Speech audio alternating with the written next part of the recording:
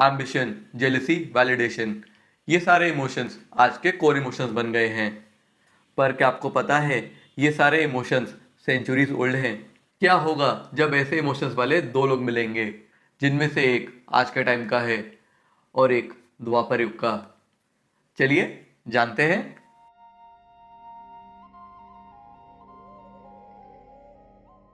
घने जंगल में एक केव है और उस केव में रहता है एक आदमी जिसके माथे पे बैंडेज बंधी है और बॉडी पुराने कुर्ते और शॉल से कवर्ड है।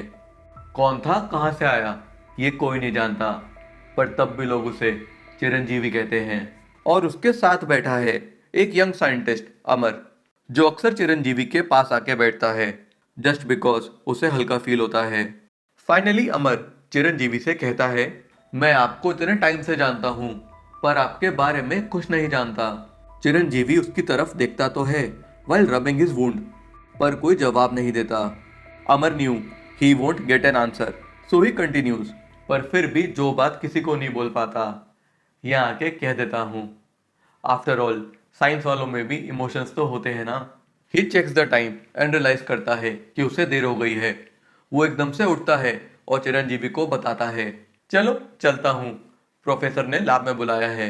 उनके चमचे उस धनंजय से पहले पहुंचना चाहता हूँ। धनंजय का नाम सुनते ही चिरंजीवी की आंखें बड़ी हो जाती हैं, लेकिन तब तक अमर वहां से जा चुका होता है।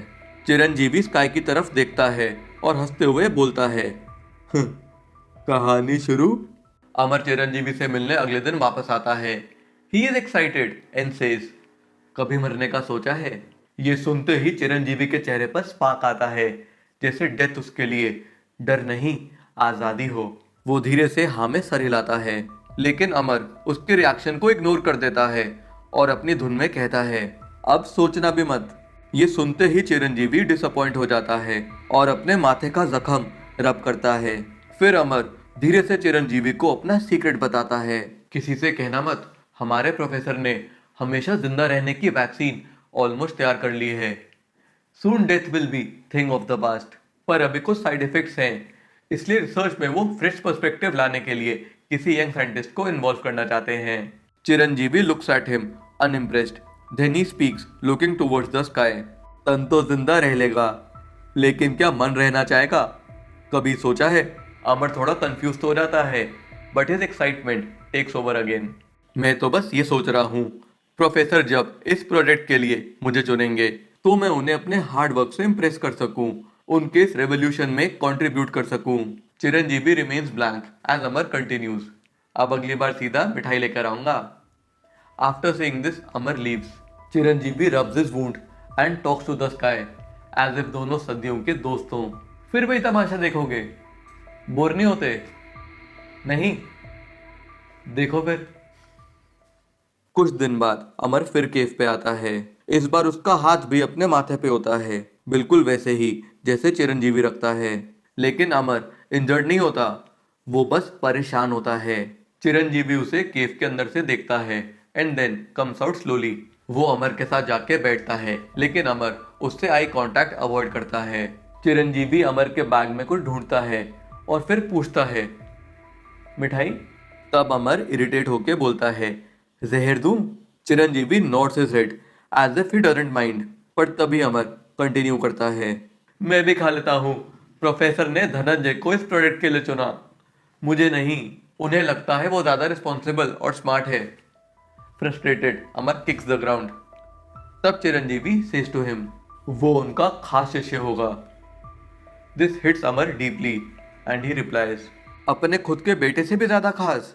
सारा अटेंशन उसे देते हैं, सारी उम्मीदें उससे रखते हैं। अलग ही खुशी होती है उनके चेहरे पर जब उससे कुछ डिस्कस करते हैं। अमर की आंखों में पेन दिखता है एज ही कंटिन्यूज, अमर अपने सपने को नाम तो मेरा दिया, पर पूरा करने के लिए उसे चुना। ये तक नहीं सोचा मैं इस फील्ड में सिर्फ उनके लिए आया हूँ। Amar is almost in tears, but Chiranjeevi remains unmoved as Amar continues, वो मेरी तरफ क्यों नहीं देखते? प्रोफेसर के अंदर छिपा पिता क्यों नहीं दिखाते? Chiranjeevi rubs his wound thinks and then says, गुरु और पिता को अलग नहीं रख पा रहे। Amar is stunned hearing this and says, क्यों रखना है? ये तो प्रकृति का नियम है, बाप की पोजीशन, पावर और नॉलेज का फायदा बेटा उठाता है, पर मैं कुछ कर लूं, धनंजय पापा और मेरे बीच में आ ही जाता है। He gets up determined and continues, पर जो मेरा होना चाहिए मैं उसे लेके ही रहूंगा, देखना। ये कह के Amar stomps off from there. Chiranjeevi watches him go and says, हमने सब देखा है। Then he looks at the sky asking for acknowledgement, है ना? He laughs tensely as he knows चीजें अब बहुत खराब होने वाली हैं। हफ्ते बाद हैप्पी लुकिंग अमर केफ पे वापस आता है with a box of laddoos. His wrist is bandaged as if किसी ने काटी हो। Chiranjeevi is inside the cave and Amar calls him, बाहर आके देखो मैं क्या लाया हूँ। Chiranjeevi peeks out, sees the laddoos and hides again. तब अमर उससे कहता है, नहीं खानी? डायबिटीज से डर रहे हो? मत डरो, मरने नहीं दूंगा। But there is silence from the cave. अंदाजा लगा ही लिया होगा किस खुशी में लाया हूँ। Still he gets no response from Chiranjeevi but he continues. पापा ने साइड इफेक्ट्स पर रिसर्च करने की रिस्पॉन्सिबिलिटी मुझे दे दी। आखिर अपना खून अपना ही होता है। जिस अपनेपन से मैं पापा के सपने पर काम करूंगा वैसे धनंजय थोड़ी करता। Still he gets no response. Amar फिर कहता है, ये वैक्सीन ब्रह्मास्त्र है। जिस पैशन से, जिस एक्साइटमेंट से पापा अपने फेवरेट स्टूडेंट से बात करते हैं वैसे अब मुझसे भी करेंगे। उनके घर में रहकर भी मैं उनके इनर सर्कल से बाहर रहा, पर अब नहीं। तब चिरंजीवी अपना हाथ केफ से बाहर निकालता है and signals Amar to leave. Disappointed Amar keeps the box there and says, खा लेना मन करे तो, टेस्टी है। Then Chiranjeevi comes out rubbing his wound. He picks up a laddu and crushes it saying, जहर है ये, and he walks back inside. वो रात जंगल में बहुत तूफानी और कोल्ड होती है, एज इफ आने वाले टाइम के बारे में कुछ कह रही हो। And then we hear Chiranjeevi crying inside the cave. Amar फिर कुछ टाइम बाद केव पे वापस आता है। His forehead is injured and he collapses. Chiranjeevi rushes towards him as Amar says weakly, मैं बहुत खुश था कि पापा ने मुझे चूज किया।